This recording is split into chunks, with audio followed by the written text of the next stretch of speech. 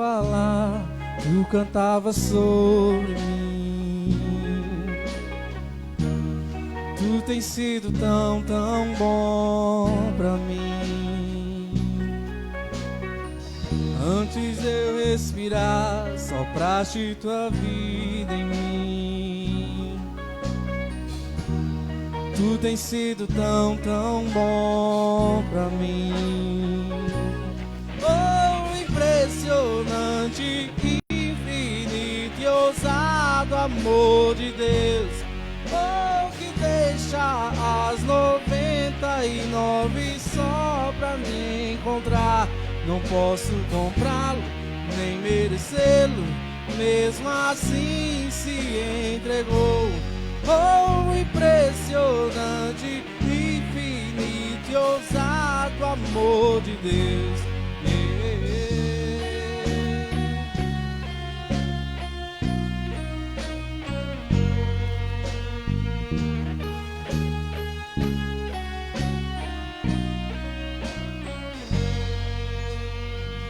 Inimigo eu fui, mas teu amor lutou por mim. Tu tens sido tão, tão bom pra mim. Não tinha valor, mas tudo pagou por mim. Tu tens sido tão, tão bom pra mim. Oh, impressionante, infinito e ousado amor de Deus. Oh, que deixa as 99 só pra me encontrar. Não posso comprá-lo, nem merecê-lo, mesmo assim se entregou. Oh, impressionante, infinito e ousado amor de Deus.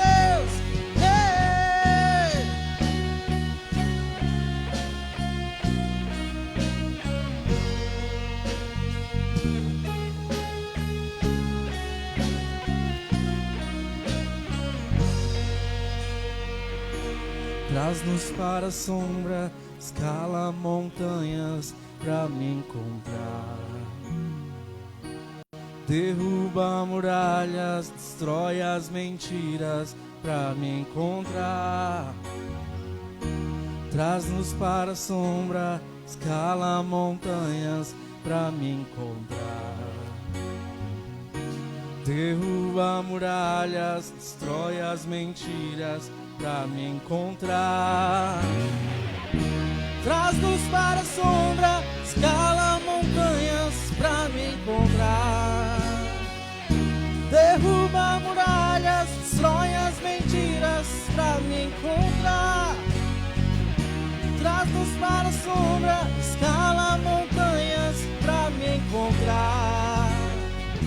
Derruba muralhas, destrói as mentiras pra me encontrar. Oh, impressionante, infinito e ousado amor de Deus. Oh, que deixa as 99 só pra me encontrar. Não posso comprá-lo, nem merecê-lo, mesmo assim se entregou. Oh, impressionante, infinito e ousado amor de Deus. Hey!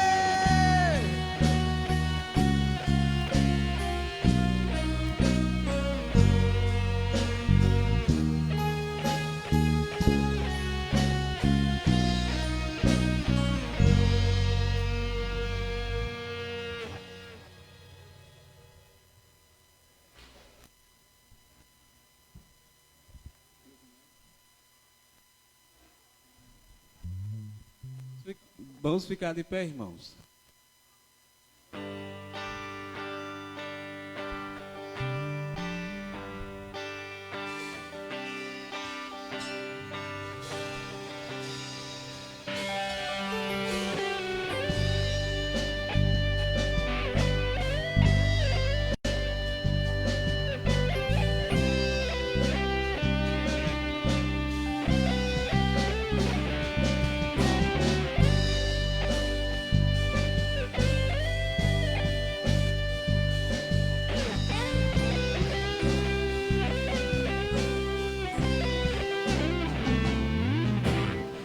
Mesmo sendo assim, pobre pecador, Deus me ama.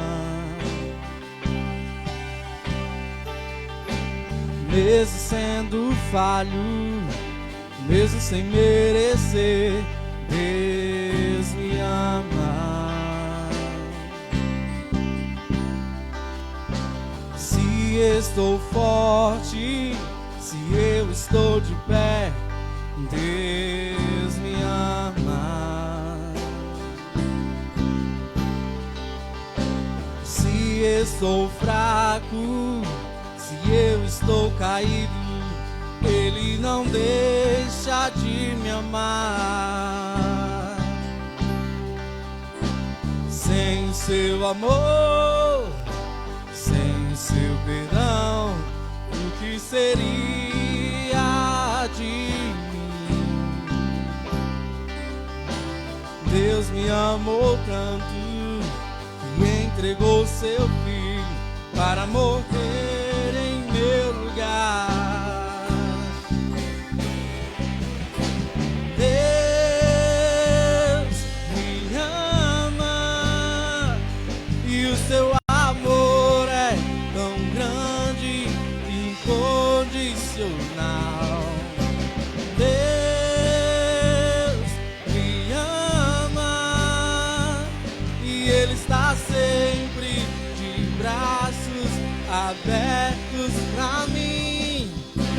Deus me ama e o seu amor é tão grande, incondicional.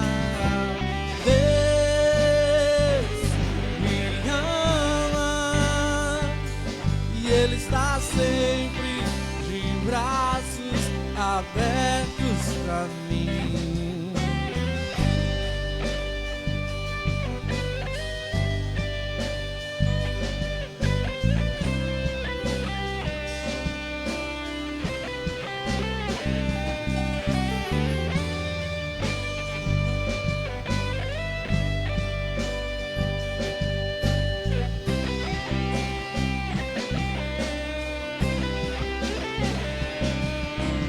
Mesmo sendo assim, pobre pecador, Deus me ama. Mesmo sendo falho, mesmo sem merecer, Deus me ama. Se estou forte, se eu estou de pé, Deus me ama. Se estou fraco, se eu estou caído, Ele não deixa de me amar. Sem seu amor, sem seu perdão, o que seria de mim? Deus me amou tanto que entregou seu filho para morrer em meu lugar. Deus me ama e o seu amor é tão grande, incondicional. Deus me ama e Ele está sempre de braços abertos pra mim. Deus me ama e o seu amor é tão grande, incondicional. Deus me ama e Ele está sempre de braços abertos pra mim.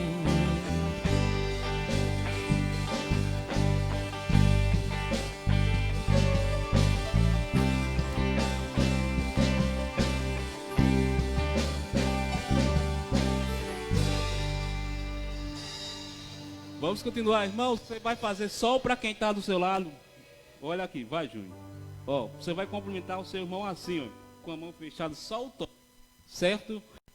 Ou cotovelo, da forma que você quiser, certo? Vamos fazer esse momento de confraternização, sair do lugar.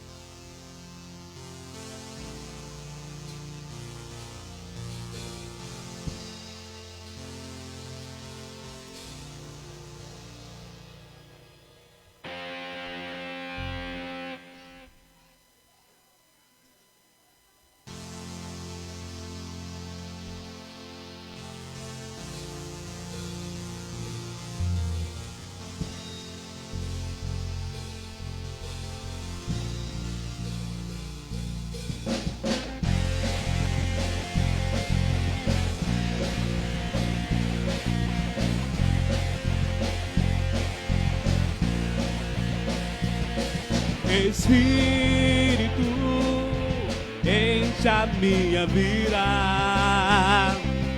enche-me com teu poder, pois em ti eu quero ser. Espírito, enche o meu ser. Espírito, enche a minha vida,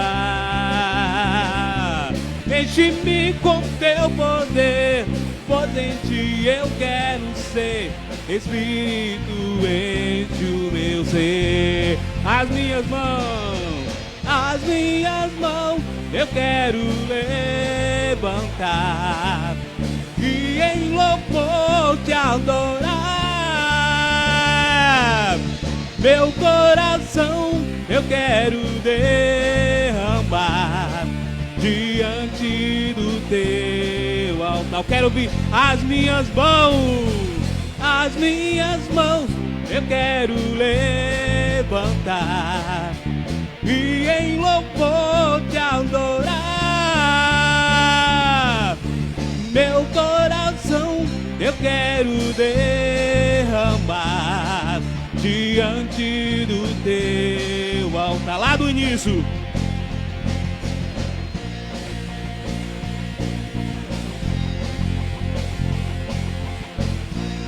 Espírito, Espírito, enche a minha vida, enche-me com teu poder, pois em ti eu quero ser. Espírito, enche o meu ser. Mais uma vez, Espírito, Espírito, enche a minha vida, enche-me com teu poder, pois em ti eu quero ser. Espírito, enche o meu ser. As minhas mãos, eu quero levantar e em louvor te adorar. Meu coração eu quero derramar diante do teu. Mais uma vez, as minhas mãos,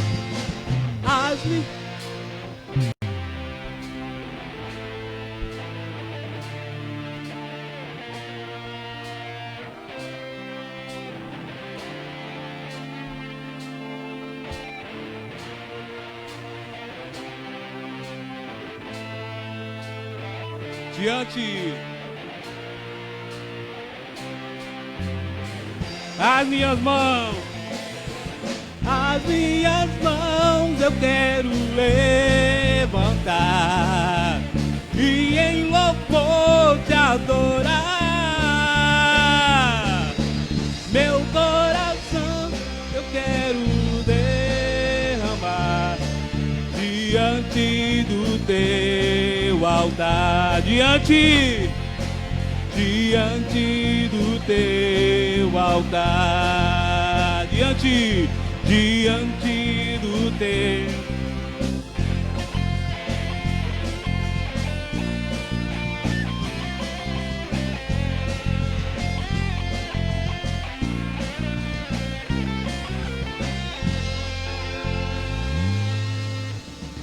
Poder sentar, irmãos, nesse momento teremos momento de ofertório.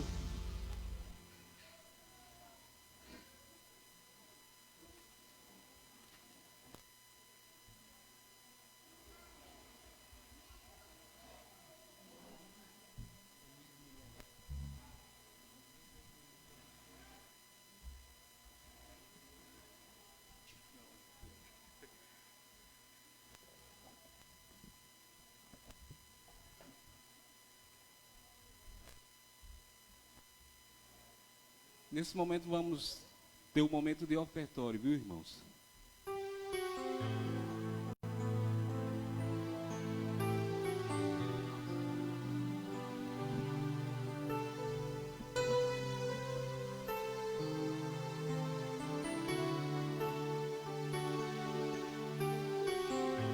Adoro o Senhor porque Ele está aqui nessa noite, porque podemos sentir a Sua presença.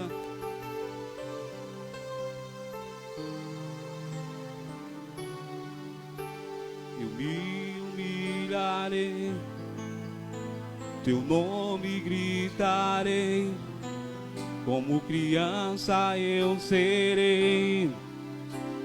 Olha pra mim, Tuas vestes tocarei, na figueira subirei, aos Teus pés eu chorarei. Mas olha pra mim, eu me humilharei, Teu nome gritarei, como criança eu serei. Olha pra mim, Tuas vestes tocarei, na figueira subirei, aos Teus pés eu chorarei. Olha pra mim, olha pra mim, Senhor, olha pra mim. Preciso do Teu olhar, olha pra mim, pois eu preciso do Teu olhar. Olha pra mim, Senhor, olha pra mim. Preciso do Teu olhar, olha pra mim, pois eu preciso do Teu olhar.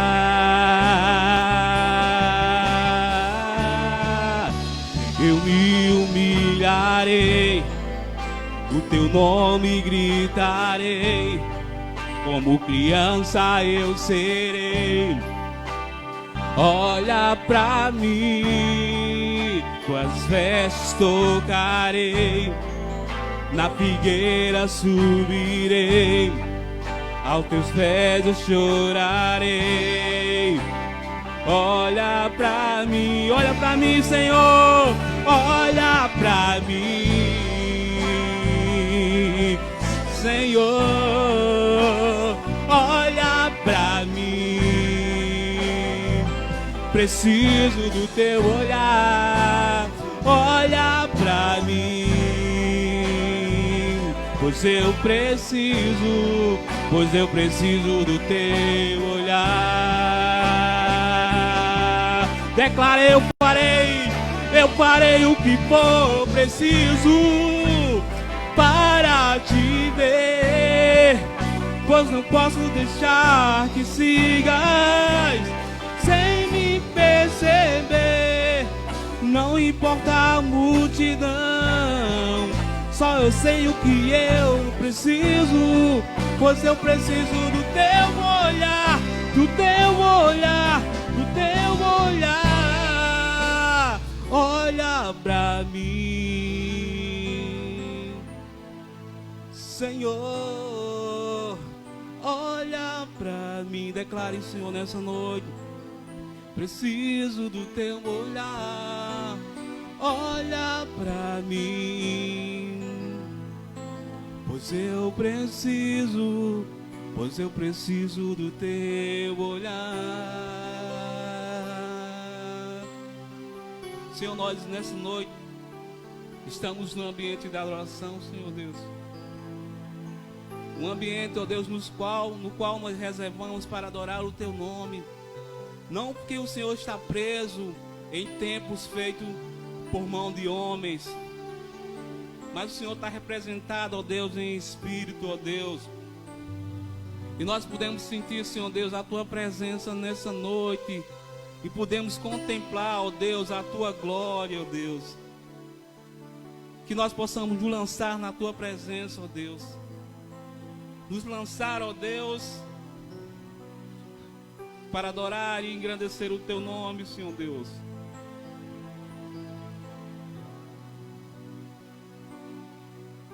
Eu farei o que for preciso para te ver, pois não posso deixar que sigas sem me perceber.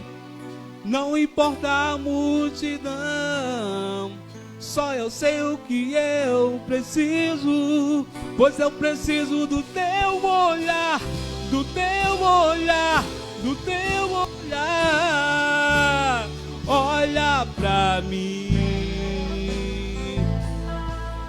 Senhor, olha pra mim. Preciso do teu olhar, olha pra mim, pois eu preciso do teu olhar.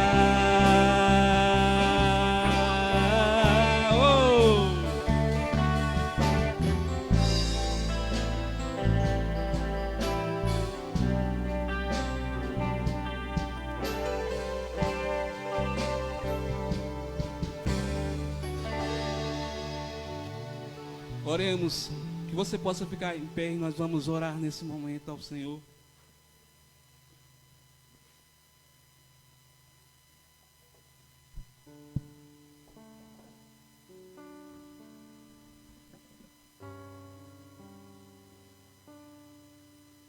Senhor Deus, nós queremos te adorar, ó Deus. Queremos, ó Deus, nessa noite, ó Deus, nos deleitar, ó Deus, em tua presença. Sabendo que nós estamos no melhor lugar, que é a tua casa, a tua presença, Deus. Que possamos, ó Deus, celebrar o Senhor com alegria, com o nosso fôlego de vida, ó Deus, pois este é a tua presença, Deus. Nós te bendizemos, te exaltamos, em nome de Jesus, amém. Quero ver, irmãos, você soltar a sua palma, adorar o Senhor nas palmas. Eu quero é Deus.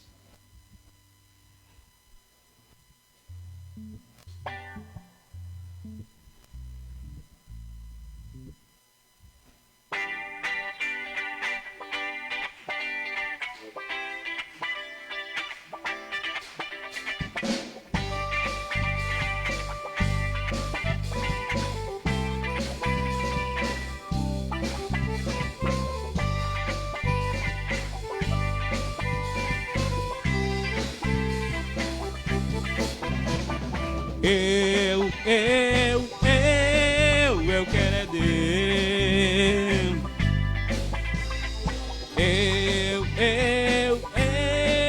Eu quero é Deus. Não importa o que vão pensar de mim, eu quero é Deus. Mais uma vez, eu quero é Deus. Eu quero é Deus.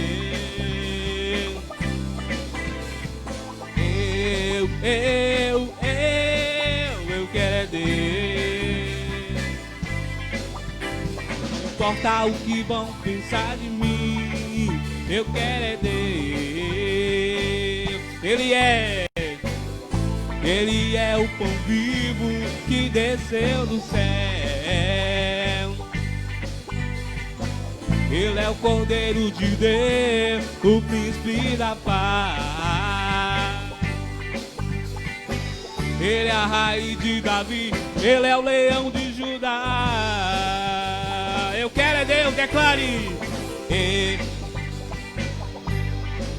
Eu quero é Deus, eu quero é Deus.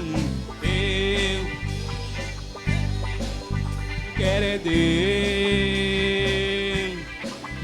Não importa o que vão pensar de mim, eu quero é Deus. Ninguém morreria assim, ninguém morreria assim em meu lugar.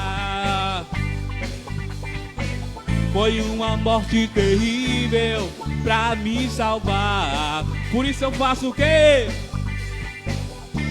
Por isso eu declaro, eu amo esse Deus.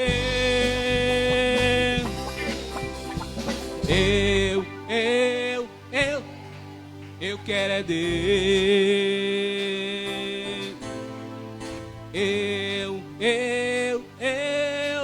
Eu quero é Deus. Não importa o que vão pensar de mim, eu quero é Deus. Não importa o que vão pensar de mim, eu quero é Deus. Não importa o que vão pensar de mim, eu quero é Deus. Aplauda o Senhor, porque Ele é digno de toda a honra e toda a glória. Poder sentar, irmãos.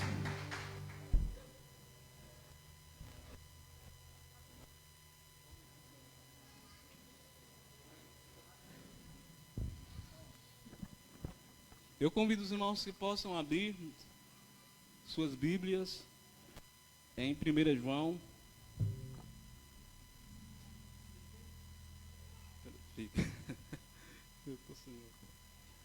Deixa eu terminar aqui. 1 João 4. Vamos ler o 18 e o 19, que diz assim. Amém, irmãos?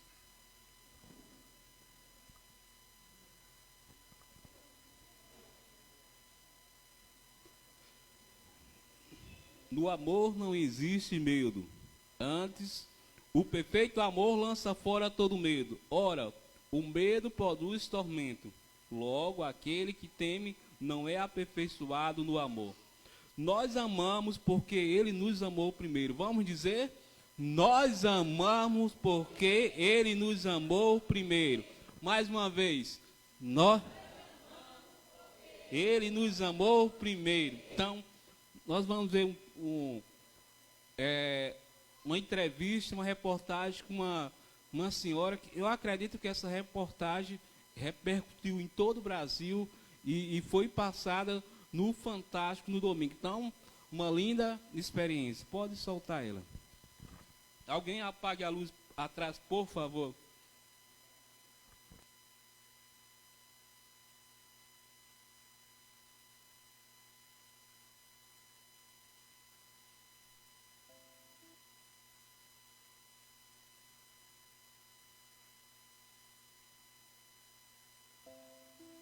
Eu fui uma criança comum, acho que até os 9 anos. Brincava de bicicleta, ganhava presente, minha mãe trabalhava muito, me colocou em escolas boas.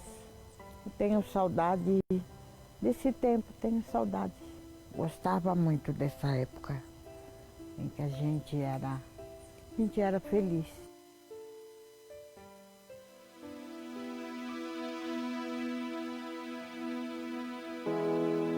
Eu sonhava.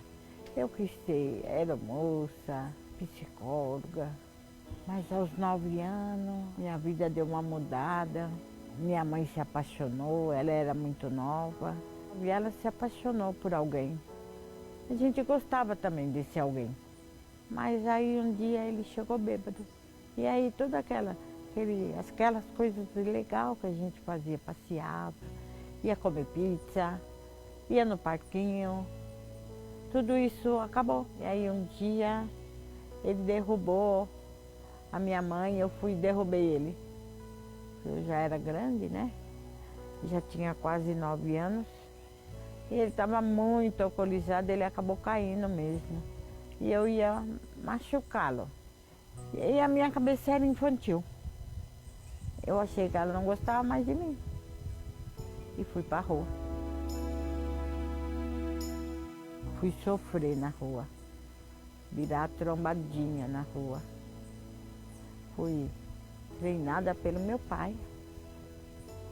Né? Saí de um padrasto ruim para encontrar um pai pior. Eu fiquei com raiva do mundo. Eu não gostava de nada e nem de ninguém.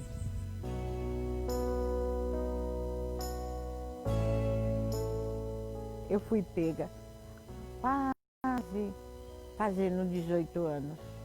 E fiquei até fazer os 18 numa delegacia onde ninguém sabia que eu estava lá. E nessa história toda eu acabei tirando 25 anos de cadeia. Muito mais do que mulher tira, né? Mas eu tirei. Fiquei vagando durante um tempo na cidade. Eu fui para uma fazenda onde eu fui fazer crack. Aprender a fazer crack. Aí eu falei, é o fim da linha. Me joguei no crack. E lá eu já estava no meio da Cracolândia, ali eu fiquei. Durante 14 anos da minha vida eu fiquei ali. Usando crack, dormindo no chão. Virei um nada. Acho que eu era menos que um lixo.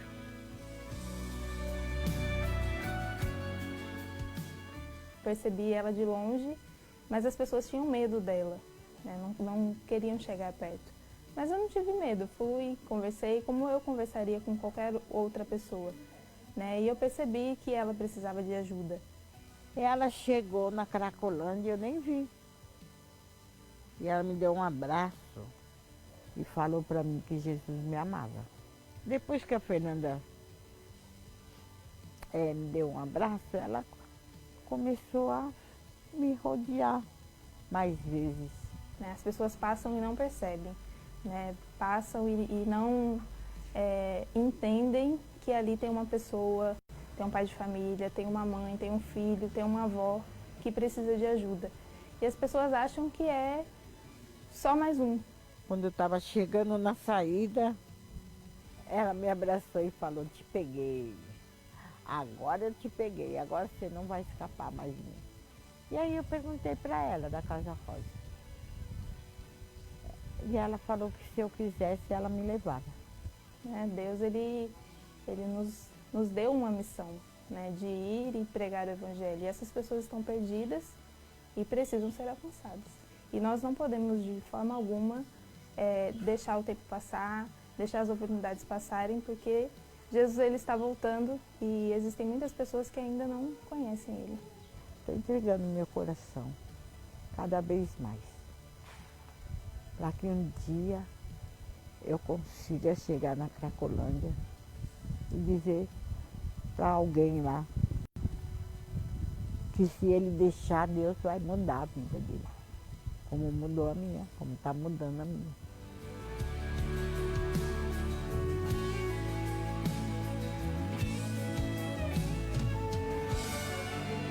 É impossível, né, irmãos, a gente não se emocionar e ficar pensando. Quando eu assisti esse vídeo, a gente pensa que essa realidade está distante da nossa realidade, pensa que essa realidade está longe da nossa, e quando todas as noites, quando nós saímos da igreja ou amanhecemos, a gente sempre tem alguém dormindo aqui perto, né? E a gente sempre se depara com essa cena. E muitas vezes que tipo de olhar nós temos para essas pessoas, né? Nós não podemos chegar lá em São Paulo. Eu acredito que as irmãs que moram lá, né, Flávia e a sua mãe, já deve ter visto essa realidade, né, de Natal. E são pessoas que, pelo que nós vemos, um simples gesto mudou a vida delas. Um abraço, né?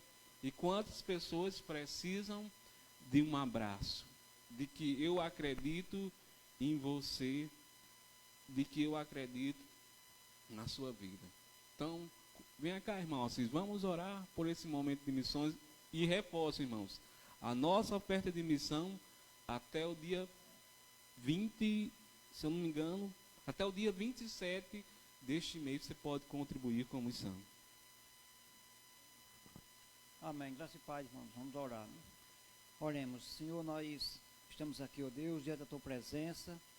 Assim, ó Deus, para clamar, para pedir, ó Deus, a ti. Por as vidas, ó Pai, que estão aí sedentas, que estão aí, ó Deus, escravizadas, Senhor, nos vícios. Escravizadas, ó Pai, no mundo do desengano, na incredulidade.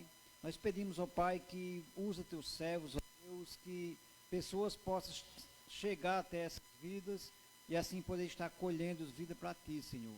Cuide, ó Pai, desses que são enviados, que eles possam, Deus, ser guardados, protegidos pelo Senhor, que o Senhor esteja suprindo, fazendo com que eles possam, Deus, fazer o trabalho, acima de tudo, com amor. E que o teu nome, Senhor, venha ser louvado e glorificado. Nós pedimos, Deus, que cada oferta, Senhor, que for enviada, seja, ó Deus, para o único recurso, para que possa dar procedimentos aos trabalhos que vem estar trazendo, ó Pai, transformações de vidas através da tua palavra, através do Evangelho, através da morte do Senhor na cruz, pela qual Deus traz esperança ao homem perdido. Pois nós pedimos, Pai, em nome de Jesus, amém, Senhor. Irmão Gledson, vem para cá. Enquanto o irmão Gledson vem chegando, irmãos, o próximo ano nós vamos viver um ano intenso de evangelismo, pois nós acreditamos, irmãos, que o evangelho ele faz toda a diferença no ser humano. E nós, a partir de fevereiro, nós vamos estar, de 15 em 15 dias, nós vamos estar fazendo culto evangelístico em algum lugar, certo?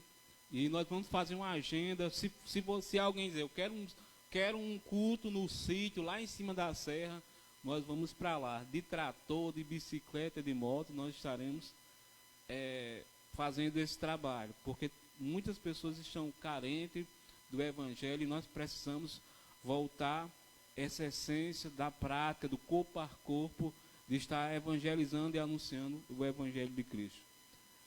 Convido o irmão Antônio que já possa ficar de pé. As crianças irão sair, não é isso? As crianças vão vir para cá e o irmão Antônio vai estar orando pelas crianças que estarão no momento de celebração e culto. Certo? Então, ora aí, deixar as crianças chegar, não, vai ser orar aqui, Pega isso aqui.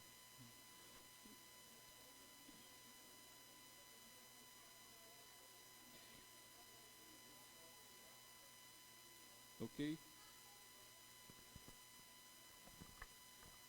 Oremos, Senhor Deus, amado Pai, assim que eu te louvo, Senhor, e te agradeço, Pai, por esse momento, Senhor Deus, e te peço também, Senhor Deus, por cada criança, Senhor Deus, que vai até ali a salinha, Senhor Deus, para aprender mais de Ti, Senhor Deus.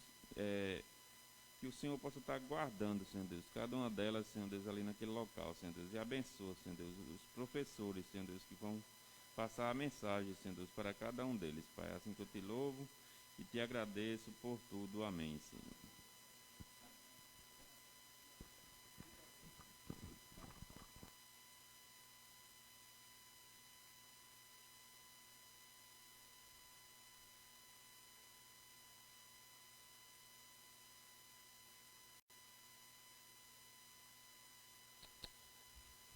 Meus irmãos, boa noite. Esses dias, semana retrasada, na verdade, eu estive em Paudalho, na cidade onde resido atualmente, e eu fiz uma videochamada para a Agatha ver a casa dela, né? A casa que ela mora, não a nossa casa, a casa que nós moramos. E a Agatha ficou com um imenso desejo de poder voltar. Eu mostrei os brinquedinhos, o quarto dela, e ela ficou muito desejosa de voltar. Certo, em breve você voltará, né? Digo isso porque quando eu vejo as lives da igreja, ficou muito mais próximo agora, né? De poder ver isso. Eu tenho um pouco desse sentimento, desse desejo, né? Que a Agatha tem, de ver a casa, mas eu me refiro a essa igreja. Eu rever os irmãos e ter esse desejo de poder voltar à casa e desfrutar daquilo que é o nosso ambiente, né? Então nós se alegramos, a nossa família se alegra em poder estar aqui. Então aquele momento eufórico ali de Ágata em ver os brinquedos e estar tão feliz, expressa um pouco do nosso sentimento, da nossa gratidão de poder estar aqui com os irmãos. Não só nesse momento aqui, pela oportunidade de trazer a mensagem, mas pela comunhão que nós temos. Bom, vamos meditar na palavra do Senhor. Não pretendo me alongar, não pretendo ser uma pessoa detalhista aqui devido ao tempo que nós temos, e também não pretendo trazer algo novo, talvez, para a vida de vocês no que se refere a algo que venha de mim, mas o meu desejo é poder apenas compartilhar a palavra de Deus e que a palavra do Senhor ela faça a transformação em nossos corações. O meu desejo é que a palavra do Senhor ela fale realmente aos nossos corações e somente a palavra do Senhor. Eu queria que nesta noite pensássemos no seguinte tema: a prometida e completa salvação. Então, queria que pudéssemos refletir um pouco sobre esse tema, que é a base da nossa vida, a base da nossa missão, ou seja, pensar sobre a prometida e a completa salvação. Meus irmãos, nós temos vivido dias de uma pluralidade de perspectivas. O que é isso? Nós temos vivido dias onde pessoas têm verbalizado nas redes sociais, em cada contexto, a sua expectativa ou a sua perspectiva ou a sua visão acerca do que é a salvação. Mas eu acredito que nós, como cristãos, nós precisamos se voltar para as Escrituras e, de fato, pensarmos o que, de fato, é a salvação. Ou que tipo de salvação realmente Deus nos prometeu. Qual é a abrangência dessa salvação? Então, esse tema da prometida e da completa salvação, ela se torna um elemento fundamental e essencial para mim e para a sua vida. Porque como cristão nós precisamos entender o que estamos vivendo, o que é que nós esperamos da salvação que Deus nos trouxe. Porque o que me entristece às vezes é ver pessoas desapontadas com Deus.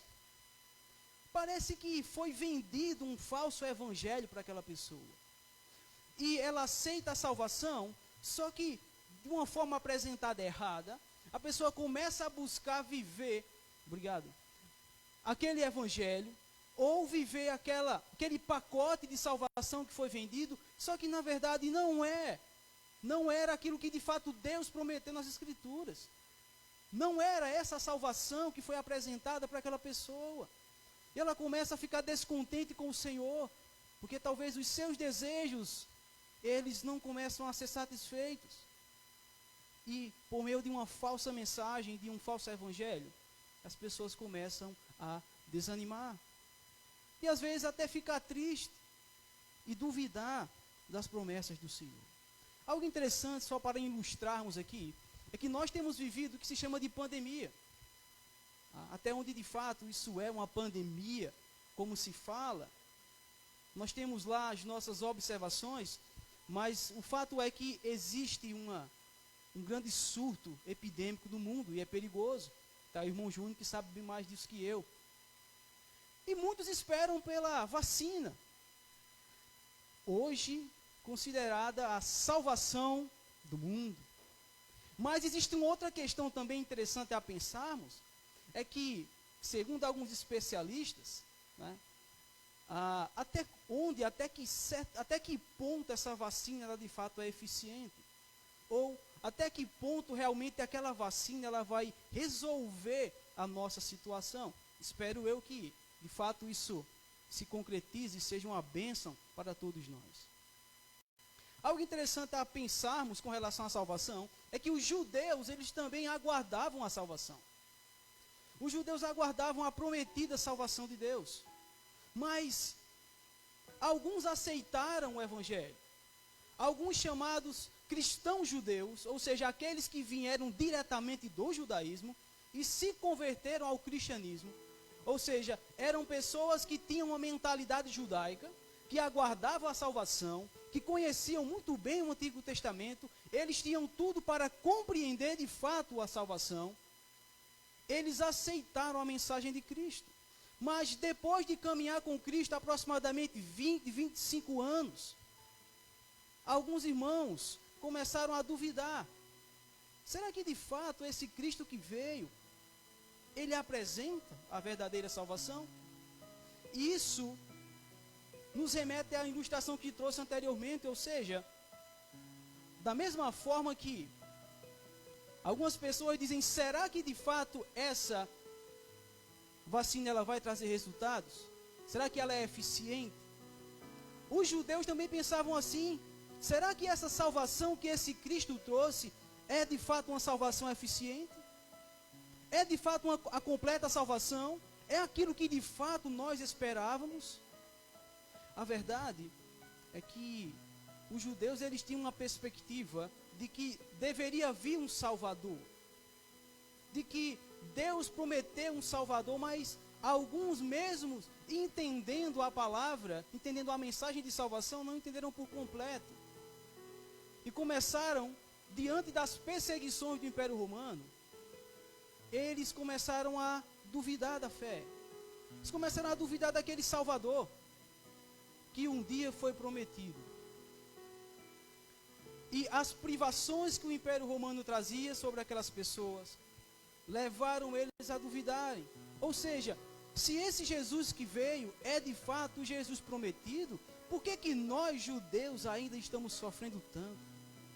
Por que que Jesus não veio e já resolveu a nossa situação social? Por que que ele não nos livra dessa opressão que o Império Romano traz sobre nós? A questão é que o judeu, ele estava com as lentes da salvação embaçada. Eles não compreendiam de fato qual era a natureza da salvação. Porque o Senhor Jesus veio, eles experimentaram do Senhor Jesus, mas diante de um contexto de perseguição e de privações, eles começaram a esmorecer na fé. O Evangelho tinha sido apresentado para eles, mas até então, o judeu, na sua grande maioria, entendia que necessitava de uma libertação social, sair das garras opressivas do império.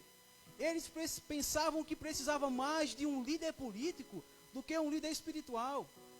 Eles pensavam que a salvação iria trazer para eles bênção e prosperidade material sem medidas, a ponto de eles subjugarem o Império Romano e eles assumirem o comando. Eles esperavam um filho de Davi, mas o filho de Davi, na perspectiva do judeu, era alguém que viria para governar e instaurar o reino na terra. E o livro de Hebreus é interessante, nós vamos meditar no livro de Hebreus, é que o autor de Hebreus, ele mostra para esses judeus que estavam com a mente ou com a visão embaçada acerca da salvação, ele vai trazer uma defesa da pessoa de Cristo. Ele vai mostrar de fato que essa salvação, ela é a salvação prometida. As características da salvação que Deus trouxe em Cristo é a salvação prometida. E não aquilo que o judeu esperava. O judeu esperava a prosperidade material. Cristo trouxe a prosperidade espiritual. Os judeus esperavam a libertação social. Cristo trouxe a libertação do império das trevas. E nisso consiste o que de fato é a salvação. Ela está muito mais voltada para a transformação espiritual que nós precisamos. A salvação em Cristo, ela está muito mais voltada para nos tirar de uma situação de miserabilidade espiritual, para nos conduzir a uma vida de abundância espiritual, do que nos tirar de uma vida, talvez, de miséria material e nos elevar para uma vida de prosperidade material. Não quero dizer com isso que Deus não se alegra com as nossas conquistas materiais. Deus se alegra quando seus filhos vivem honestamente e crescem. Mas não é a prometida salvação de Deus. A prometida salvação de Deus, ela caminha no campo da espiritualidade. Ela caminha no campo da necessidade espiritual. É o que o livro de Hebreus vai dizer. Porque o livro de Hebreus, o autor apresenta que Cristo de fato é a última e única revelação de Deus. E nós precisamos se firmar nesse Cristo que trouxe a verdadeira salvação. E eu faço uma pergunta para refletirmos. O que você tem esperado de Deus? Reflita um pouco sobre isso. Uma segunda pergunta é: que tipo de salvação você entende que Deus veio trazer na pessoa de Cristo? O que é que você tem esperado da pessoa de Cristo? Será que de fato aquela música que às vezes nós cantamos, o melhor de Deus ainda está por vir, será que é verdade? Será que o melhor de Deus ainda está por vir? Ou será que o melhor de Deus já veio? Meus irmãos, a Bíblia diz, no próprio livro de Hebreus, que Deus falou de várias maneiras através dos profetas, mas nos últimos dias nos falou na pessoa de Cristo. Ele é a plena revelação de Deus. Cristo mostra a imagem do Pai para nós. E o que foi que nós perdemos no Jardim do Éden? A imagem de Deus, que nós refletíamos. Então o autor de Hebreus, ele está querendo limpar as lentes embaçadas dos judeus, que não entendiam que tipo de salvação ele necessitava.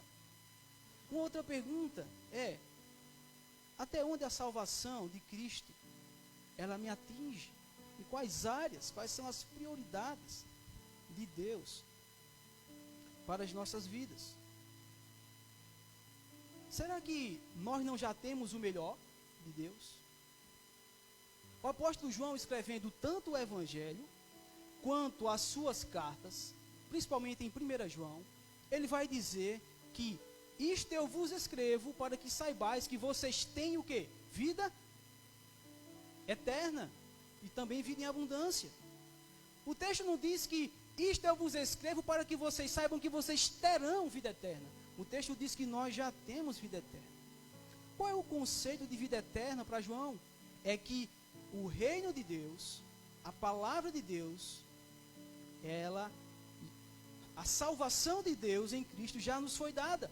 E a partir disso nós podemos viver a vida eterna. Embora não de forma plena, mas a vida eterna nós já temos.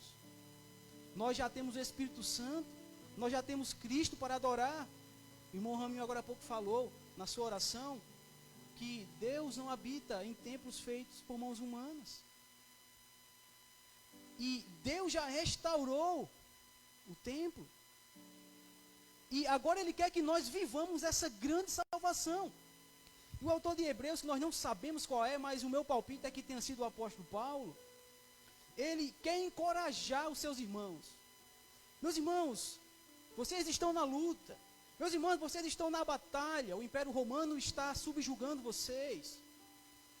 Talvez o nosso contexto não seja um contexto do Império Romano, de sermos subjugados, quem sabe maltratados, zombados, mas nós sofremos perseguições, nós sofremos privações, e nós não podemos desanimar, porque um dos objetivos da carta de Hebreus, que o autor tem, é mostrar que Cristo é o verdadeiro Salvador, e por isso ele trouxe a verdadeira salvação, e tendo a certeza disso, aqueles irmãos se alegrassem, aqueles irmãos exultassem, regozijassem de alegria, vivessem de fato a salvação.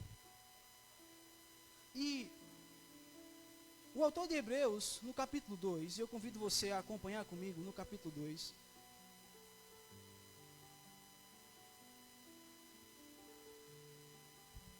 Ele vai trazer algumas características dessa salvação. Nos primeiros 2 capítulos de Hebreus, o autor se preocupa com 2 questões importantes. Quem é Jesus? O Salvador, o Filho de Deus, o Cordeiro de Deus, aquele que purificou o povo de Deus, aquele que é o sacrifício, aquele que está assentado à destra do Pai reinando, que está conduzindo seus filhos à santidade.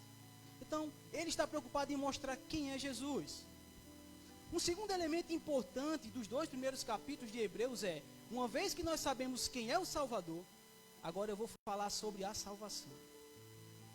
Ele vai dizer que esse Salvador, ele trouxe a verdadeira salvação. Nos primeiros 4 versículos do livro, nós vemos que o autor de Hebreus, ele mostra que de fato Cristo foi a última fala de Deus, o último profeta do Senhor. Ele que veio e trouxe a revelação, pois ele refletiu a imagem de Deus. Do versículo 5 até o fim do capítulo 1, o autor de Hebreus vai dizer que Cristo ele é tão superior que até os anjos adoraram a ele. Ou seja, ele é de fato o Cordeiro de Deus. Ele é aquele que nós devemos fixar os olhos, confiar nele e adorar. Porque nós fomos criados como adoradores. O que nos mantém como cristãos é saber que nós temos um Deus e que nós queremos adorá-lo, independente das nossas circunstâncias. Como uma canção, que eu não me recordo aqui toda ela, mas não adoro pelo que ele faz, mas eu adoro pelo que ele é. E essa foi a resposta de Jó. Eu adoro pelo que Deus é. Então, esse primeiro capítulo de Hebreus, ele vai tratar sobre o Salvador, sobre a superioridade do Salvador. No capítulo 2, ele continua falando sobre a salvação, o que alguns teólogos vão chamar de a grande salvação. Por que a grande salvação? Grande no sentido de abrangência. Porque essa salvação, ela de fato foi a prometida. Porque ela não somente trouxe perdão, mas ela também trouxe santificação. E nesses primeiros versículos, o texto, a partir do versículo 1, diz assim: por esta razão, importa que nos apeguemos com mais firmeza às verdades ouvidas, para que delas jamais nos desviemos. Se, pois, se tornou firme a palavra falada por meio de anjos, e toda a transgressão e desobediência recebeu justo castigo, como escaparemos nós, se negligenciarmos tão grande salvação, a qual, tendo sido anunciada inicialmente pelo Senhor, foi-nos também confirmada pelos que a ouviram. Ao verso 4 diz: dando testemunho juntamente com eles, por sinais, prodígios e vários milagres, e por distribuições do Espírito Santo, segundo a sua vontade. O autor de Hebreus, nesses primeiros versículos do capítulo 2, cita 2 coisas interessantes. Ele mostra a fonte da salvação. A nossa salvação não foi uma salvação que veio de uma perspectiva do mundo. Não foi uma salvação que veio de uma perspectiva material, mas foi uma salvação prometida. Começa em Gênesis capítulo 3, quando o próprio Senhor diz que o filho da mulher esmagará a cabeça da serpente. Começa ali. A salvação de Deus, na pessoa de Cristo, é: eu vou resolver o problema espiritual que vocês adquiriram aqui por meio de Adão. E outra coisa interessante que o autor destaca nesses primeiros versículos é que essa salvação ela foi confirmada através dos apóstolos, através dos milagres. E algo interessante que está bem nítido no livro de Atos. O texto diz que a salvação também nos foi confirmada por meio do Espírito Santo. Meus irmãos, eis a grande promessa. O Espírito Santo habitando em nós. Olha a graça do Senhor. O Espírito Santo, o próprio Deus, habitando em homens pecadores, porém, lavados e remidos pelo sangue do Cordeiro. A salvação, ela caminha no campo da santificação. Mas, ainda prosseguindo aqui, nessa parte de contextualização, no versículo 5, o autor de Hebreus diz o seguinte: pois não foi a anjos que sujeitou o mundo que há de vir, sobre o qual estamos falando. Antes alguém em certo lugar deu pleno testemunho, dizendo: quem é o homem, que dele te lembres? Ou o filho do homem, que o visites? Nós não vamos ler todos os versículos, mas o autor de Hebreus agora, ele está começando a mostrar aos seus leitores que a salvação de Deus em Cristo não veio para anjos. Porque os anjos, fora aqueles que caíram juntamente com Satanás, eles já têm uma condição de santidade. Então o autor de Hebreus está caminhando para que aqueles leitores entendessem o seguinte: olha, existe uma condição que vocês não conseguiriam resolver. E essa condição é a condição de condenação. Existe uma condição de depravação espiritual que vocês não conseguiriam resolver. Existe essa condição que os elementos materiais não levariam você para lá. Então o autor está começando a apresentar essa salvação como um resgate da nossa miserabilidade espiritual. Meus irmãos, nós precisamos entender a natureza da salvação. Porque quando nós entendemos, nós se alegramos. Nós vivemos a santificação, a salvação e outra coisa. Nós vamos pregar a verdadeira salvação. O que o mundo precisa ouvir não é sobre a sua necessidade simplesmente material. Pelo contrário, a necessidade primária material, a necessidade primária do homem é a necessidade espiritual. Se Deus quisesse nos dar todas as coisas, Ele não nos daria? Se Deus quisesse nos dar ótimos celulares, eu preciso de um, porque o meu só tem 8 gigas, tem vezes que não abre nem o WhatsApp. Se Deus quisesse nos dar um carro do ano, Ele nos daria? Tudo é dele, meus irmãos. Mas o que é que Deus de fato está mais focado? O que é que Deus quer de nós? Nosso coração. O que é que o próprio Senhor Jesus diz no livro de Mateus? Se um filho pedir pão para o pai, ele por acaso dará pedra? Não. Muitas vezes, meus irmãos, o que nós pedimos ao Senhor poderia ser uma pedra gigantesca para nós. Poderíamos nos engasgar e morrer espiritualmente. Se alguém chegasse para mim e dissesse: Senhor, você quer um helicóptero? Meu irmão, eu quero. Para vender, comprar um carro e colocar de combustível o dinheiro que sobrar, e quando acabar o dinheiro que sobrar, eu não sei como é que eu vou colocar combustível. Quero ilustrar que um helicóptero para mim hoje é inútil. Eu não tenho condições de manter. Eu nem sei primeiro, nem sei pilotar. Nem tenho condições de pagar uma pessoa para pilotar. E nem tenho necessidade de um helicóptero. Às vezes, onde eu moro, alaga. Talvez um barco fosse necessário. Deda já foi lá e Deda sabe. Mas, meus irmãos, o que Deus está preocupado, de fato, é com a nossa situação espiritual. Primeiramente, Deus quer mostrar isso para nós. E aí, a partir do verso 10, no livro de Hebreus, onde de fato o autor está mostrando algumas características da salvação. Se os irmãos pensarem na mente, as características, né, ou aquilo que contempla a salvação, você vai exultar de alegria. Porque nós recebemos perdão, porque nós recebemos a reconciliação, porque nós recebemos a habitação do Espírito em nossas vidas. De que mais eu preciso?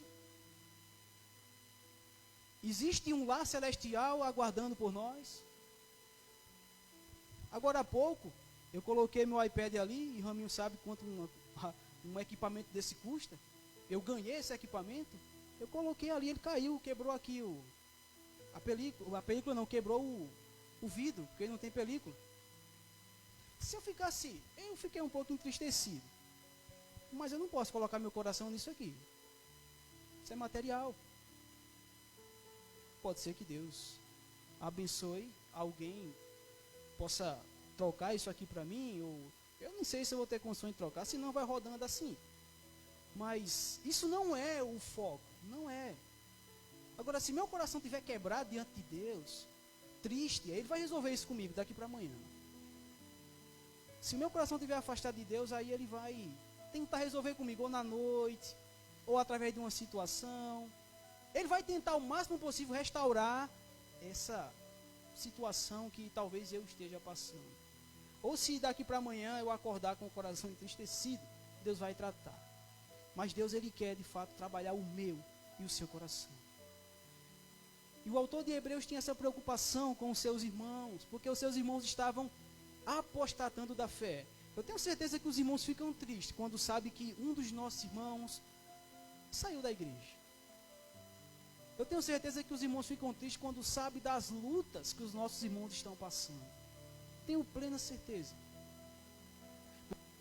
O verdadeiro cristão, ele chora com os que choram e se alegra com os que se alegram. Imagina a mente desse pastor aqui. O coração desse pastor que escreveu essa epístola, que entendo eu ter sido Paulo, é muito semelhante à teologia. Ele vê os seus irmãos diante daquelas pressões do Império Romano, diante daquelas falsas expectativas e largando o Senhor Jesus e o apóstolo Paulo, e entendo eu que foi o apóstolo Paulo, ele se entristece. E guiado pelo Espírito Santo, ele escreve esta carta. E ele começa dizendo a partir do verso 10 que um primeiro elemento que nós podemos contemplar na salvação é de fato o perdão. Aqueles irmãos precisavam entender que, independente da situação social que eles vivessem, independente da situação física que eles vivessem, eles precisavam compreender algo. Meus irmãos, vocês receberam o perdão. Vocês andavam desgarrados como ovelhas sem pastor. Vocês andavam como pessoas que seguiam o seu próprio curso, vivendo as consequências do pecado, os conflitos do pecado, mas vocês foram perdoados.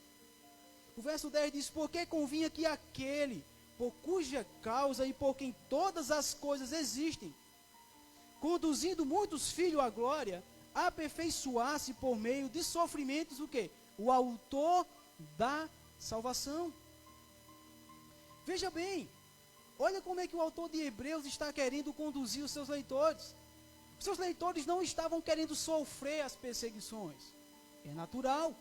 Eu não quero sofrer perseguições. Não sei se os irmãos querem. Eu não quero. A não ser que seja preciso. Mas eu não quero sofrer perseguições. Porque eu quero ficar confortável. Eu quero ter uma vida plena. É isso que nós almejamos. Mas as perseguições, elas vêm. Inevitavelmente. Pode ser na sua família. Pode ser no seu trabalho. Na sua faculdade. Pode ser na sua família. Pode ser até mesmo na igreja. Mas o que eles precisavam entender, aqueles leitores precisavam entender, é que o autor da salvação, ou seja, aquele que era seguido, o próprio Senhor Jesus, ele foi o quê? Aperfeiçoado por meio de quê? De sofrimentos. Aí você pode me perguntar, mas Cristo não já era perfeito? Sim, Cristo veio perfeito, e a sua vida, aqui na terra, somente autenticou o que? A sua perfeição. A ideia do autor, quando ele diz aperfeiçoar, o autor da salvação deles, talvez essa não fosse a melhor tradução, mas é a ideia de demonstrar diante de um público, diante da terra, a veracidade da pessoa de Cristo. Meus irmãos, então, o nosso Senhor Jesus, ele sofreu pelos nossos pecados. Se formos imaginar com grande dor, sofreu por nós, para nos trazer a verdadeira salvação. Então, se você tem passado por algumas dificuldades, nessa pandemia ou antes, se você tem ficado desapontado com o Senhor em algum momento da sua vida, eu encorajo você a fazer uma autorreflexão. De quem é o seu Senhor? Será que nós temos motivo para se entristecer com o Senhor? Não, meus irmãos. O sofrimento faz parte da nossa vida.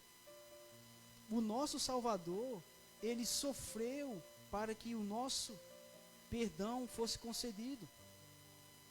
E o texto, ele é muito claro, diz assim: porque convinha que aquele, ou seja, era algo que fazia parte de Deus. Já no passado, Deus já tinha planejado que esse Cristo, ele iria sofrer.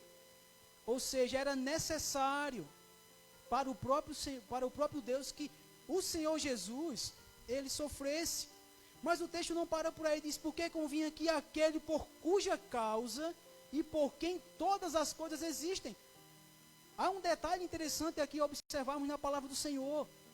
Porque aquele que planejou a morte de Cristo, aquele que planejou o sacrifício de Cristo, não é qualquer um. É aquele por cuja causa tudo Existe. O que o autor de Hebreus está querendo nos mostrar é que a morte de Cristo foi planejada por Deus. Fazia parte do plano de Deus. Assim como a terra é perfeita, assim como as hostes celestiais são perfeitas, assim como tudo aquilo que glorifica a Deus é perfeito, o plano de Deus em mandar Jesus para se sacrificar por nós também é um plano perfeito. E o que os irmãos, os nossos irmãos, precisavam entender era o seguinte: essa salvação é tão verdadeira e ela é tão prometida que ela foi planejada pelo mesmo Deus perfeito que fez toda a criação perfeita. Então o autor de Hebreus estava de fato querendo limpar as lentes do entendimento da salvação que eles deveriam ter. Porque muitas vezes nós olhamos para a salvação de Deus numa perspectiva diferente. Às vezes nós estamos esperando a salvação de Deus se concretizar. Já se concretizou há muito tempo. Agora, nós precisamos deixar o Espírito Santo nos encher, frutificar. E o texto continua dizendo que essa salvação, o próprio Jesus conduziu muitos à glória. Meus irmãos, essa é uma parte fundamental nesse texto. Porque diz que a salvação que Deus trouxe em Cristo conduziu muitos para a glória. O que é a glória? A glória é poder agora participar da vida celestial na pessoa de quem? De Cristo Jesus. O apóstolo Paulo, quando escreve aos Efésios, ele vai louvar a Deus porque diz o seguinte: o nosso Senhor, Ele está assentado nas alturas. Ele está lá no trono, reinando, intercedendo por nós. Ele é o nosso sacerdote. Ele proporcionou para nós agora uma vida no Espírito. Ele proporcionou para nós uma vida em Deus. E é essa vida que Deus nos proporcionou em Cristo, de cair, mas ser levantado pelo Espírito, de pecar, assim como Davi pecou, e novamente estar de pé diante de Deus, podendo caminhar, ser sustentado pelo próprio Espírito. É isso que o autor de Hebreus está querendo dizer. Porque a salvação que veio por meio do sofrimento proporcionou uma vida de glória. Nós não tínhamos uma vida de glória anteriormente. O judeu não tinha uma vida de glória. Nós vemos isso no profeta Sofonias. O profeta Sofonias disse, registrou a visão de Deus. Deus disse: haverá um tempo em que eu vou tirar esse povo dessa miserabilidade espiritual. E esse tempo chegou, irmãos. O tempo chegou na pessoa de Cristo. Porque os judeus viviam sendo disciplinados por Deus. Os irmãos conhecem essa história. Quantas e quantas vezes o povo de Deus foi para o cativeiro? Por quê? Pela incapacidade de obedecer a quem? A Deus e a sua lei. Mas agora, na pessoa de Cristo Jesus, nós saímos, como o apóstolo Paulo diz em Colossenses capítulo 1, saímos do império das trevas e nos encontramos aonde? No reino maravilhoso do amor do seu Filho, na luz, que é o próprio Senhor Jesus. Em Colossenses, o apóstolo Paulo diz que nós não saímos, ele diz que nós somos tirados. Existe uma diferença nisso. Uma coisa é eu parar de falar e sair aqui do púlpito. Outra coisa é vir alguém e me tirar daqui. Ou seja, eu não queria sair, mas alguém veio e me tirou. Meus irmãos, a obra de Deus é tão tremenda, espiritualmente falando, que foi Ele que mandou Jesus, e foi Ele que nos tirou do lamaçal do pecado. Foi Ele que nos transportou das trevas para onde? Para a luz. Por isso que nós precisamos se alegrar, regozijar, porque nós somos um povo lavado e remido pelo sangue do Cordeiro. E essa salvação nos conduz à glória. E os irmãos sabem que no Antigo Testamento, a glória de Deus várias vezes se afastou do seu povo. Os irmãos já imaginaram o que é isso? Você está no meio de uma batalha, o povo está caminhando para a prosperidade espiritual e diante do pecado a glória de Deus se afastar do povo. Deus olhar para aquele povo e dizer assim: por hoje já basta. A minha glória vai se ausentar de vocês por um tempinho. Vocês vão saber o que é viver sem a minha glória por um momento. Era poucos dias, irmãos. Poucos dias para o povo clamar a Deus para a glória voltar. E sabe o que é que o texto diz aqui em Hebreus? Que na pessoa de Cristo agora, nós somos conduzidos para uma vida de quê? De glória. Em Cristo nós vemos a glória de Deus. Olha o que é que diz Hebreus capítulo 1. Hebreus capítulo 1 no verso 2, diz assim. Capítulo 1 verso 2. Nos últimos dias, nos falou pelo Filho, a quem constituiu o quê? Herdeiro de todas as coisas, pelo qual também fez o universo. Mas o texto não para por aí, o verso 3 é muito forte, que diz assim: Ele é o esplendor da glória e a expressão exata do seu ser. O que é que o autor de Hebreus está dizendo? Que agora na pessoa de Cristo nós podemos ver a pessoa de quem? De Deus. Nós podemos ver plenamente a pessoa de Deus, segundo a revelação que nos foi dada até agora. E é na pessoa de Cristo que nós vivemos a glória. Como assim? Lendo a palavra, orando, sendo sustentado, sendo transformado. Nós somos transformados, como diz o apóstolo Paulo, de quê? De glória em glória, meus irmãos. Deus quer nos moldar. Deus quer nos tirar dos ossos secos e nos dar vida na pessoa de Cristo, nos conduzindo para a glória. Mas isso veio por meio do sofrimento. E isso trouxe perdão. Meus irmãos, porque sem perdão não haveria reconciliação. Sem perdão não haveria habitação do Espírito. O verso 1 diz assim: pois tanto o que santifica quanto os que são santificados, todos provêm de um só. Agora o autor de Hebreus, ele sai um pouco do seu discurso, do que se refere ao perdão. Ele vai começar a mostrar agora os frutos do perdão. Ele diz: foi necessário que o nosso autor, Cristo Jesus, ele sofresse. Ele é o autor. Na verdade, a melhor tradução para esse texto não é nem autor. Ele é o líder da salvação. Ele é aquele que está na ponta, na frente, puxando a carruagem. Ele é o primeiro entre muitos irmãos. Ele é o nosso líder. Por isso também é o nosso autor. Essa tradução aqui optou pelo termo autor. Mas o autor disse: não para por aí. O autor de Hebreus não para por aí. Demais, ele diz que além do perdão, ele diz que Cristo, ele é aquele que santifica. Isso é maravilhoso, irmãos. E muitas linhas teológicas não entendem isso. Muitas pessoas querem o perdão de Cristo, mas infelizmente não querem a santificação que Ele quer. Não querem a santificação que Ele proporciona. Meus irmãos, e eu tenho dificuldade de entender que uma pessoa que foi salva, ela não quer a santificação.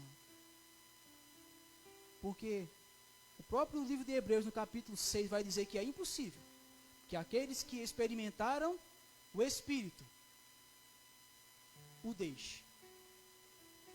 Meus irmãos, se nós, já que aceitamos a Cristo e o Espírito Santo habita em nós, o natural é que ansiemos, que desejemos a santificação.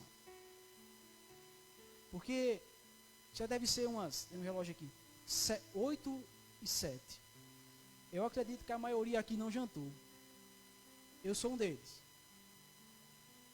Mas o natural é a fome. Começa. Porque eu preciso para me sustentar. Meus irmãos, o cristão, ele não consegue ficar no pecado. Ele anseia pela santificação. Naturalmente ele tem fome e sede de quê? De justiça.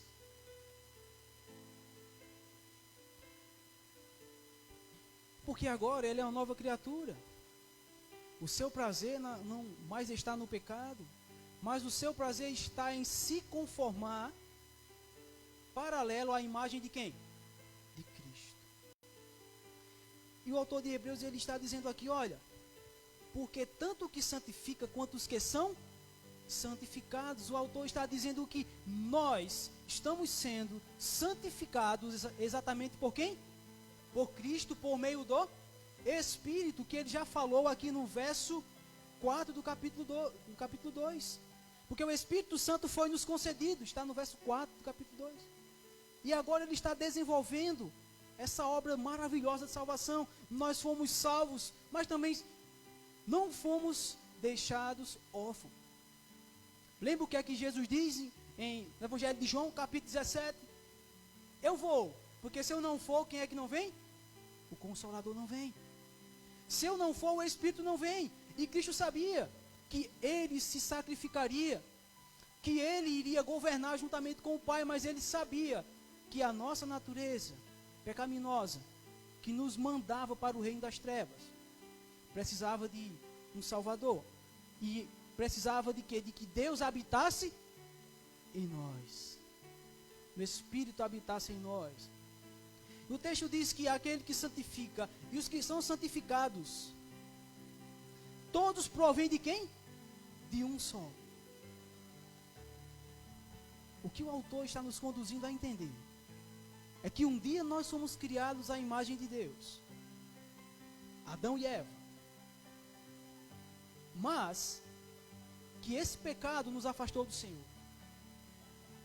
O pecado quebrou a nossa imagem. Agora, o autor de Hebreus, que entendia completamente o Antigo Testamento, ele está dizendo que aquele que santifica, aquele que é santo, que ele já mostrou no capítulo 1, ele está agora santificando quem? Os seus irmãos. Porque todos provêm de quem? De um só. Tanto Cristo quanto nós. Cada um vem do próprio Deus. Cristo está fazendo uma obra de santificação, de restauração, para nos tornar novamente o máximo possível parecidos com quem? Com Deus. O máximo parecido com o próprio Cristo, que é a imagem de Deus, que é descrito em Colossenses capítulo 1, verso 15, Hebreus capítulo 1, verso 3. Ele é a imagem do Deus invisível, o primeiro entre muitos irmãos. Nós somos irmãos de Cristo. Mas não é somente uma irmandade que não tem uma ligação, mas é uma irmandade de semelhança. Não estou querendo dizer aqui, meus irmãos, que nós seremos inteiramente igual a Cristo, mas que o nosso objetivo como cristãos é ser conforme a imagem de Cristo. Romanos capítulo 8, se eu não me engano, verso 28, vai dizer que todas as coisas cooperam para o bem daqueles que amam a quem? A Deus. Mas o texto não para por aí. O texto diz que tudo coopera para que nós sejamos transformados segundo a imagem de quem? De Deus, na pessoa de Cristo. O que Paulo está dizendo ali é que todo o plano redentivo de Deus, ele tem o ponto alto numa pessoa. E essa pessoa é quem? Jesus. E o ponto alto não é só a pessoa de Jesus, mas é o tipo de obra que Jesus veio fazer. E o tipo de obra que Jesus veio fazer é nos santificar. Meus irmãos, não existe obra maior do que a santificação.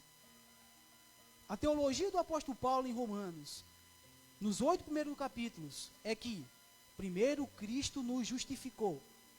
Primeiro Deus o Pai nos justificou. Depois Paulo vai dizer, mas ele nos santifica. E aí no capítulo 8 ele vai dizer, mas ele também nos glorifica.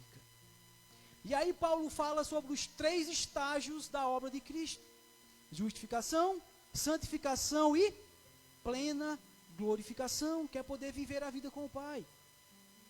E o autor de Hebreus, ele está em conexão com essa ideia de que a salvação, ela é perdão, ela também é santificação, pois todos provêm de um só. o nosso objetivo é ser, a cada dia, moldado segundo o caráter de Cristo. Aí o verso 11 continua, diz assim: por isso é que ele não se envergonha de lhe chamar o quê? Irmãos. Essa é uma profecia do Antigo Testamento, onde estava sendo profetizado que um dia Jesus iria nos chamar de quem? De irmãos. Mas por quê? Porque o Espírito Santo iria nos capacitar a viver cada vez mais uma vida de santificação. E aí no verso 11 nós temos que a salvação, a verdadeira salvação, ela contempla a santificação. Qual foi o primeiro ponto? Que a verdadeira salvação, ela contempla o perdão. E como consequência, a verdadeira salvação contempla o quê? A santificação. Ela é contínua. A justificação, ela é um ato, mas a salvação, a santificação, ela é um processo. Deus está santificando a mim e a você, todos os dias. Porque o Espírito Santo, ele faz isso por nós. Aí no verso 12 diz assim: dizendo, a meus irmãos declararei o teu nome, cantar-te-ei louvores no meio da congregação. Aqui ainda é a continuação da profecia, onde o próprio Senhor Jesus está dizendo: eu vou declarar o meu nome para o teu nome para os meus irmãos. A missão de Cristo foi declarar o nome do Pai para aqueles que um dia seriam salvos. O que é que Cristo disse no próprio Evangelho de João? João registrou essas palavras. Disse: a minha comida e a minha bebida consistem em o quê? Fazer a vontade do meu Pai. E a vontade do Filho era glorificar ao Pai. Para que o Pai fosse glorificado no Filho e o mundo visse que de fato Ele é o Salvador. Meus irmãos, então aquela imagem ofuscada que tínhamos da salvação, aquela imagem ofuscada que tínhamos de Deus, que o Antigo Testamento não foi capaz de revelar por completo, Cristo nos revelou. Cristo veio, pregou, viveu entre nós e mostrou a imagem do Pai. E aí nós temos o que está sendo descrito.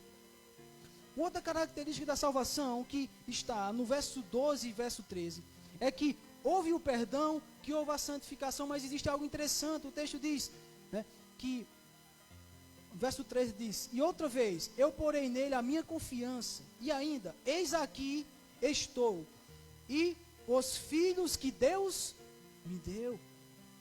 O texto lá no Antigo Testamento estava profetizando que nós iríamos novamente sermos chamados filhos de quem? De Deus. O que é que o apóstolo Paulo diz em Efésios capítulo 2? Ele diz que nós éramos chamados filhos de quem? Antes, filhos da ira. Por que filhos da ira? Porque o nosso pecado causava a ira de quem? De Deus. Meus irmãos, éramos chamados filhos da ira. Aqueles que tinham inimizade com Deus. Já imaginaram? A criatura com inimizade com o Criador. Mas o texto profetiza que um dia seríamos novamente chamados filhos de Deus. Olha o contraste. Filhos da ira e agora filhos de Deus. Eis a grande e maravilhosa salvação. De inimigos de Deus para filhos de Deus. Agora podemos ser chamados filhos de Deus, porque buscamos praticar a palavra do Pai. O autor de Hebreus está vibrando com isso. Ele está se alegrando. Ele entende essa grande salvação e queria que os seus irmãos também se alegrassem. É motivo de alegria, irmãos. Essa semana, pense nisso. Quando for para a sua caminhada, quando for para o seu trabalho, ao deitar, ao levantar, eu sou filho de Deus. Cristo vive, o Espírito Santo vive em mim. Eu agora faço parte do reino de Deus. Eu sou filho de Deus. Então o verso 12 e 13 diz que um dos elementos da santificação ou da salvação é também a filiação. Então perdão, santificação e a filiação, que está totalmente ligada à santificação. Não existe filiação sem a santificação, porque não temos como nos tornar cada vez mais parecido com o Pai, se não estivermos passando por um processo de santificação. O verso 14 diz: visto, pois, que os filhos têm participação comum de carne e sangue, destes também ele participou igualmente, para que por sua morte destruísse aquele que tem o poder da morte, a saber, o diabo. Meus irmãos, o texto vai muito além. O autor de Hebreus agora está nos conduzindo a entender que a nossa salvação, ela veio através de um Deus que se fez carne. E esse Deus que se fez carne, o próprio Senhor Jesus, ele viveu, habitou entre nós, e ele foi capaz de testemunhar a imagem de Deus, mesmo estando em carne humana. É o que o apóstolo João diz no capítulo 1. O apóstolo João diz que o verbo se fez carne e habitou entre nós, cheio de graça e de verdade, e nós vimos a sua glória como a glória do unigênito Filho de Deus. O que esse texto está querendo nos dizer é que o Salvador de vocês se fez carne igual a vocês, porém ele não teve nenhum pecado. E o texto diz que por meio da sua morte ele destruísse aquele que tinha o poder da morte. Quem era o que tinha o poder da morte? Satanás. O diabo, ele tinha o poder da morte e ele nos aprisionava. E ele nos conduzia. Ele fazia de nós um fantoche. Talvez você possa relembrar um pouco da sua vida antes de aceitar a Jesus. É possível que Satanás tenha feito você roubar em algum momento da vida. É possível que Satanás tenha feito você maltratar o seu irmão, o seu pai. É possível que Satanás tenha feito você blasfemar contra Deus. Sabe por quê? Porque a morte reinava em nós. Mas na pessoa de Cristo agora, ele veio, ele encarnou, ele mostrou como devemos viver, mas também ele mostrou o perdão. A santificação e tudo isso nos conduziu para a glória. E a obra de Cristo destruiu o poder de quem? De Satanás. Porque agora ele já não pode habitar mais em nós. Porque o nosso inimigo agora já não pode mais nos dominar. Porque ele destruiu. Aqueles que estão em Cristo Jesus, que têm o Espírito Santo, ele destruiu, meus irmãos, o poder da morte. O poder da morte significa que ele destruiu o domínio. Destruir significa aniquilar. Você pode até, pelo seu pecado, ainda fazer e ter algumas atitudes que desagradam ao Senhor. Mas uma coisa é certa, você não permanece naquele ato por muito tempo. Porque o Espírito Santo ele vai te incomodar de tal forma, ele vai tentar te deixar branco como a neve, independente do seu pecado. Porque o Senhor Jesus, ele fez uma aliança conosco.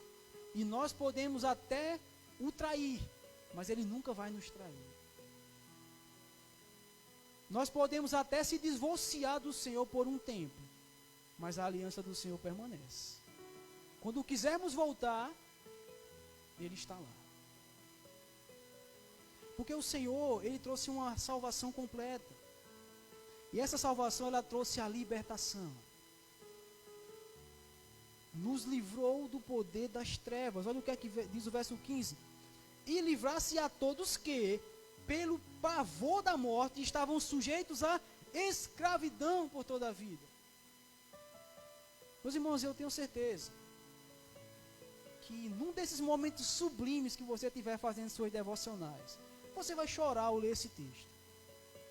Quando você recordar o que Deus fez por você e faz.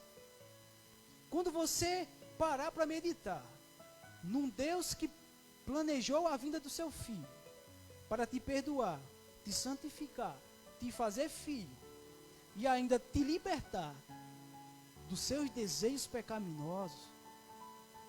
Os irmãos cantaram um louvor agora há pouco, que é interessante, que diz, aí vocês podem me ajudar, ou impressionante, infinito, ousado amor de Deus. Porque o amor de Deus, meus irmãos, ele ultrapassa o entendimento humano. A paz de Deus ultrapassa o entendimento humano. Sabe o que é? Talvez um cachorro. Talvez você crie um cachorro e aquele cachorro, você quer dar comida boa para ele. Você compra um pedigree ou uma salsicha ou uma carne, que eu acho que ninguém vai dar carne a cachorro nesse período. Tá até difícil a gente comer. Mas vamos supor que você trata bem seu animal. Aí por acaso ele se solta. Quando você vai olhar, o cachorro está comendo na lata do lixo. Vai você.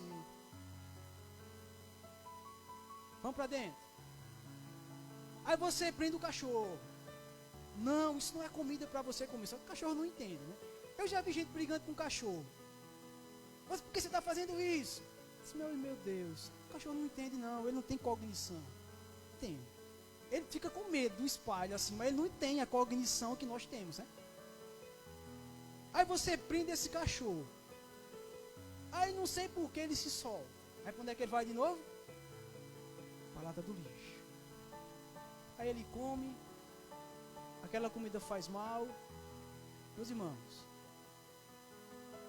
nós, muitas vezes, nós largamos o banquete que Deus nos dá para, muitas vezes, se alimentar de comida que vai nos fazer mal.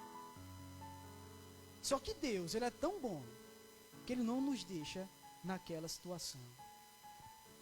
Ele chega lá, traz de volta, não leva para o pet shop, né? Mas leva para o melhor lugar que for possível e te veste novamente de roupas e te dá a melhor comida. Porque o Senhor sempre está disposto a nos dar o melhor. Porque Ele nos liberta, Ele nos ajuda. Ele quer que vivamos a santificação. Ele quer que vivamos a libertação. E para finalizar, o verso 17 diz assim: por isso mesmo, verso 16. Pois Ele, evidentemente, não socorre a anjos, mas socorre a quem? A descendência de Abraão. É que eu queria fechar essa reflexão dizendo que a nossa salvação, ela não somente é completa, mas que a nossa salvação, ela é histórica. A nossa salvação, ela já vem de uma promessa. Evidentemente, Deus não socorre a anjos, mas Deus socorre a quem? Aos filhos de Abraão. Deus um dia fez uma promessa a Abraão. O seu povo se divorciou de Deus várias vezes. Quem aqui não lembra o livro de Oséias? Que o livro de Oséias é uma comparação. Oséias representa Deus. E a mulher representa quem? O povo de Deus. A mulher se prostituiu com outros deuses. Foi embora, abandonou seu marido. Assim também foi o povo de Deus. Deixou Deus, foi embora, abandonou o excelente marido que tinha. Mas Deus foi buscar a sua igreja. Deus foi buscar seu povo. E aqui o autor de Hebreus está dizendo: meus irmãos, essa salvação que ora vos apresento é uma salvação fruto da descendência de Abraão. E aqui é interessante que o texto diz: Ele não socorre a anjos. Por que Ele não socorre a anjos? Porque não eram os anjos que precisavam de quê? De salvação. Não eram os anjos que precisavam de perdão. Não eram os anjos que precisavam de santificação, de libertação, de filiação. Quem precisava de tudo isso? Eu e você. E é interessante que o termo original para essa palavra é espermatos, que diz que Deus socorre a semente de Abraão. Semente de Abraão está ligado à natureza da carne humana.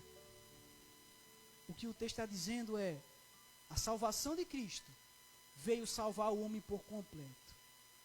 Veio trazer perdão, mas veio salvar o homem dessa carne pecaminosa. Meus irmãos, eis a grande salvação. O que Deus nos prometeu foi a libertação. E eu encerro com a leitura do que se chama de ideia central do texto. Se fôssemos resumir esse texto em poucas palavras, nós podemos ter as seguintes palavras: Deus em Cristo trouxe a verdadeira e completa salvação ao homem, reconciliando, libertando, restaurando e santificando. E ainda outro elemento, e glorificando. Então, se você anda desapontado com o Senhor, fique não. Porque você já tem o que você precisava. A salvação. As demais coisas serão acrescentadas, se assim o Senhor permitir. Vamos orar? Senhor, nós agradecemos pela tão grande salvação que o Senhor nos concedeu. Reconhecendo, Pai, que muitas vezes nós não sabemos do que precisamos. Porque, Pai, estamos tão voltados para esse mundo. Senhor, nós temos dedicado nosso tempo, nossos dons, nossos talentos, a nossa esperança, ó Deus, a tantas coisas materiais que não são ruins, mas que não é, ó Pai, a centralidade da Tua obra. Pai, nós queremos Te agradecer, porque podemos reconhecer que o Senhor fez grande obra por nós. Que o Senhor fez grande obra não somente por nós, mas para a Tua glória.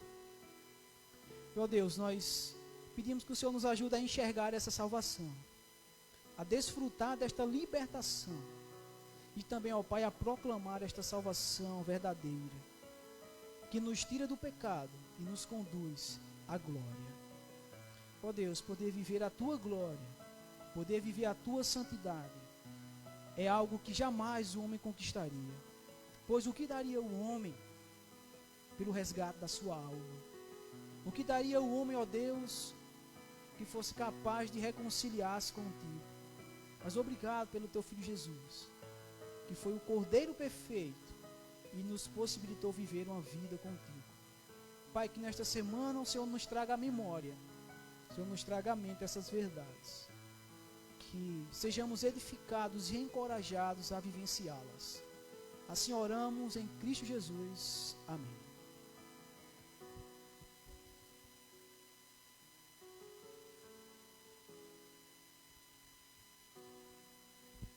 Obrigado, irmão Glécio. Deus abençoe grandemente. Foi tremenda a palavra dessa noite, desafiadora a vivermos o Evangelho. Irmãos, eu quero usar apenas alguns minutos, acho ser necessário, para os avisos. Nós estamos chegando ao final do ano, né, festividades, e nós precisamos, irmãos, definir algumas coisas em relação... Vamos lá, pode passar, irmão Alessio. Nós continuamos os PGMs na casa da irmã Rejane. Irmão, nós queremos nos próximos anos planejar para que a gente possa ter uma abrangência maior e alcançar outras casas. Terça-feira, irmãos, e vai passando, irmãos. Quinta-feira nós teremos culto de oração. Irmãos, os cultos de orações voltaram, certo? Voltou, está presencial, e a gente ainda está com esse déficit de poucas pessoas estar vindo ao culto. O culto não é online, mas é online também, mas também é presencial. Você pode vir. E, irmãos, outra coisa é o nosso... Pode passar. Nosso treinamento, irmãos, de liderança, combatendo a orfandade. Quem esteve na última live que eu fiz com o pastor Alex, um momento de restauração, vai ser um momento de aberto, se você deseja participar. Só que é preciso, irmãos, que a gente faça uma inscrição para que a gente possa ter ideia de quantas pessoas vai participar. E vai ser um momento que toda a igreja precisa passar, vai ser na sexta-feira à noite, começará, pode passar, Alex, sexta-feira à noite, pode passar essa parte, sexta-feira à noite, a partir das 19 horas, e eu vou até precisar que alguém, nesse dia, esteja me representando, porque eu acredito que vai ser dia de seminário, certo? Eu acredito que vai ser dia de seminário. Sábado também, a partir das 19 horas. No domingo, pela manhã, nós teremos um momento aqui também. E à noite, o pastor Alex estará pregando. Ou seja, irmãos, é um investimento que a igreja está fazendo para que a gente possa trabalhar na questão de restauração. Nós sabemos que o pastor Alex trabalha nessa questão de tratar. Na última palestra que nós tivemos um alcance muito grande. Pessoas depois entraram em contato falando da importância. Então vai ser um momento de você estar aqui sendo tratado pelo Espírito Santo, sendo tratado. E domingo nós teremos esse momento maravilhoso de celebração, onde o pastor Alex também estará pregando. Irmãos, outra coisa, outro ponto que nós precisamos pensar urgentemente até esse dia, confraternização de Natal, dia 25, dia 24 ou 25, e o tipo de cardápio. Porque se nós deixarmos para cima da hora, nós não vamos fazer. Nós precisamos definir, nós precisamos dizer, olha, vai ser isso aqui.